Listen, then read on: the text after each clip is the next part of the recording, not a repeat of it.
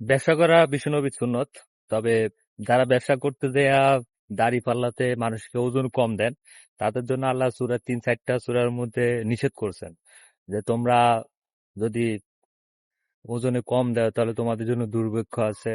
তারপরে আল্লাহ আরেকটা সূরার মধ্যে বলছেন যে তোমরা ন্যায়পরায়ণ ভাবে ঠিকঠাক মতো মানুষের ওজনের মাপ দিও। মানুষের এরকম না, আপনারা যারা ওজনে দেন, দরকার হলে ১ পয়সা ২ পয়সা বাড়তি নেন, যে আমার পোষায় না আনতে বইলে না, কিন্তু আপনারা যে কম দেন এটা খুব খারাপ, ঠিক আছে?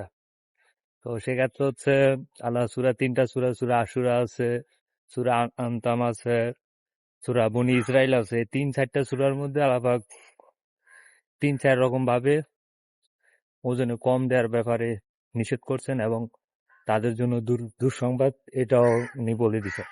তো সেক্ষেত্রে হচ্ছে আপনারা এই কাজগুলো করা থেকে বিরত থাকেন।